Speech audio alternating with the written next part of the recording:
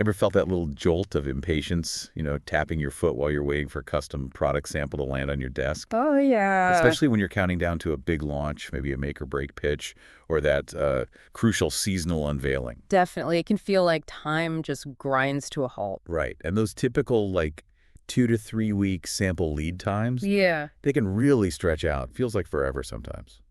That waiting period is definitely a common source of pressure. The anticipation and then the potential for delays, it can really mess up your plans, stall things out. Totally. Well, today we're really digging into the world of custom product sampling. Mhm. We're going to look specifically at the processes and, crucially, the timelines involved. Okay. And we're not just, guessing here. We've actually got insights from a notebook manufacturer, someone who's spent over 10 years working directly with international buyers. Ah, so real world experience. Yeah, Good. exactly. And what really struck me about their approach is this focus on, well, something we all need more of. Just straightforwardness, Mm. clear expectations, and dependability when it comes to those sample timelines. Yeah, that transparency is key. Understanding the process, the typical times, what actually influences them. Mhm. It just puts you in a much better position, more empowered, really. So our mission for this session is pretty simple. We want to break down exactly how long custom sampling usually takes, Right. uncover the key things that can speed it up or, cause those slowdowns, Mm-hmm. and ultimately give you the knowledge to navigate this stage better. Avoid those last-minute scrambles. Think of it like an insider's guide to smoother projects. Dodging those timeline landmines, basically. Exactly. Because really the sample is way more than just a first draft, isn't it? It's kind of foundational. Absolutely. If you think about the big picture, that sample, it underpins everything that comes next in production. Couldn't agree more. It's that first real, tangible check of your concept where you can actually, hold it, feel it, see if it matches the vision. Yeah. And our source really emphasizes how a good sample helps you spot any quality issues or material problems really early on, long before you're locked into a full production run. And it's essential for checking those practical things too, right? Things beyond just how it looks. Like what? Well, how the finishes actually feel, how sturdy the construction is the binding reliable? Stuff that, a digital mock-up just can't fully capture. That's a great point. Plus, it becomes this sort of alignment tool. How so? Well, your marketing team gets a real thing to look at. Hmm. Design sees their vision made real or spots needed tweaks. Manufacturing gets clearer requirements. Okay, yeah. And it's that solid proof when you're presenting, whether it's to clients or just internal folks. It's that physical reference point for everyone. Makes sense. So, okay, we know why it's crucial. Let's get to the main question. How long does this sampling thing actually take? Right. Let's look at the manufacturer's standard times. Hmm. And honestly, they seemed pretty direct, surprisingly so. For just regular notebooks, they're talking 3 to 5 working days. 3 to 5 days. That's pretty quick for custom work. It suggests they've probably got, really smooth workflows for their standard stuff. Yeah. Probably keep common parts in stock, line optimized for those formats, cuts down setup time.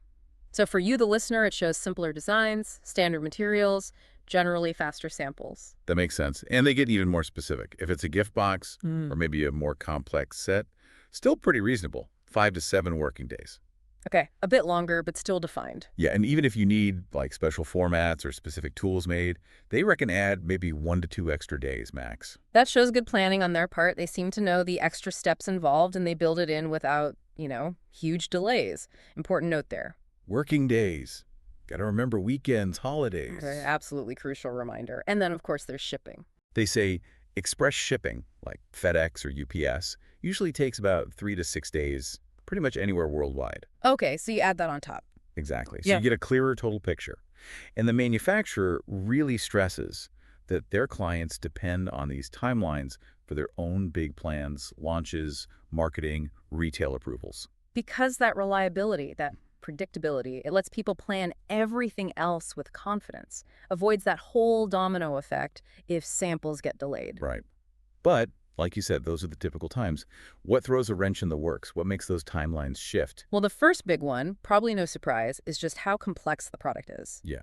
I mean, think about the difference between, say, a simple A5 spiral notebook, craft cover, versus something with loads of custom inserts, maybe EVA foam, weird closures, intricate structure. Exactly. Every extra bit, every complex step adds time to the sampling. But what's key is that a good manufacturer, an experienced one, they should figure this out up front. Right, they tell you from the start. Yeah, so even if it's complex and takes longer, you should still get a clear heads up on how long. No big surprises later. Okay, then there's materials. Availability. Mm-hmm. Our source says the common stuff, standard paper, PU leatherette, craft, gray board. They usually have that on hand. Makes sense, right? For efficiency. Yeah, those are the basics for a lot of notebooks and packaging. Keeping those in stock avoids sourcing delays. But when you want something special, like a specific linen wrap or maybe a Pantone-matched foil that needs making, unique fabric. Oh, okay. That's where sourcing can add extra time. Definitely. Finding it, ordering it, waiting for it to arrive, that all adds up. Which leads to a really practical tip they shared. If you're on a super tight deadline, Let me guess. Stick to stock materials. you got it. Might mean tweaking your initial vision a bit, but it can shave off significant time in sampling. It's pragmatic. Sometimes there's that trade-off, right? Totally custom versus speed, especially early on when you're just confirming the basics. Then there's something that feels like it should be simple, but often isn't. File and spec readiness. Oh, this is a big one, a really common holdup. The manufacturer stresses how vital it is to have finalized die lines, those technical drawings. Yep. Confirmed specs for binding, everything. And print-ready vector artwork. AI files, outline PDFs. Why is getting that right at the start so critical? Because if the files are wrong or incomplete, the factory has to stop. They waste time fixing things you could have sorted or chasing you for info. Right. Bad die lines mean a sample that's the wrong size.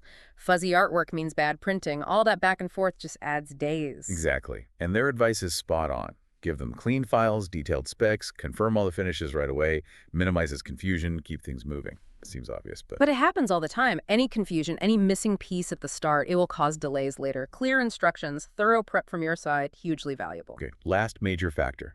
Peak seasons. Factories get busy too. Just like any industry. Our source points to September, November, that whole holiday season ramp up, Makes sense. and then February, April, often right after Lunar New Year when production surges again. These are high volume times. Yeah, during those peaks, they're juggling way more orders overall. That can create bottlenecks everywhere, including the sample department. Lead times just stretch out. So the practical takeaway, if you're sampling during those busy months, plan for it. Add an extra maybe 2 to 3 days buffer to your timeline. Definitely. Better to build in that cushion than get caught short. That bit of proactive planning saves a lot of stress. Okay, so we've looked at what slows things down, but what about speeding things up? Are there ways to get samples faster without messing up the quality? Good question. And yes, the manufacturer had some solid, actionable tips on this. Like what? Well, first one, we kind of touched on it, but it's worth hammering home. Submit production-ready artwork and die lines. Clean, complete, correct. Gets rid of that initial hurdle. If they don't need to fix your files, they can start making the samples sooner. Exactly. Removes a major potential delay point. Second tip, use stock materials and standard finishes. Right. Again, avoid sourcing delays or waiting for custom stuff. It's about making smart choices when speed is the top priority.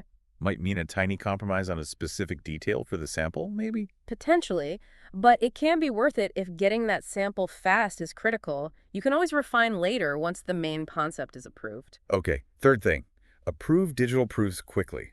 They actually said, don't loop back later, which I liked. Huh. Yeah, responsiveness is huge here. Any delay from your end at the proof stage, it directly adds to the overall time. Simple as that. Because that proof is your chance to catch errors before they make the physical thing. Precisely. Quick feedback, quick approval keeps the wheels turning. Then clear communication. Be decisive. Avoid that endless back and forth. Yeah, fuzzy instructions or changing your mind multiple times. That just invites delays and confusion. Be clear from the start. Reduces the chance of needing revisions or whole new samples, which obviously eats up time. Right. And finally, a logistical tip. If you need maximum control over delivery, What's that? consider using your own express shipping account.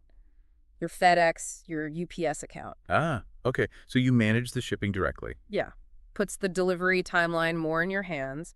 You track it, you manage it. Useful if you have specific needs or just want that extra oversight. Got it. Now, there's one other really important distinction they made. The difference between making a sample and full-on mass production. Oh yeah, that's crucial to understand. People sometimes assume they're the same speed or process, but they're often not. Why not? Well, sample making often uses different methods. Mm. More manual steps, maybe semi-automated machines good for just one or a few items. It's not the full high-speed production line. Right, and they mentioned sometimes finishes are even simulated on samples, like maybe a hand-folded box instead of a die-cut one. Exactly. The main goal of the sample is confirming the design, the materials, the basic construction. Simulating a finish can save time and setup costs at this early stage. Before committing to expensive tooling for the big run. Right, it lets you approve the idea without necessarily going through every single mass production step just for one sample. And this is key, getting that sample right, making it accurate, even if it takes a bit longer. It actually helps mass production run smoother later.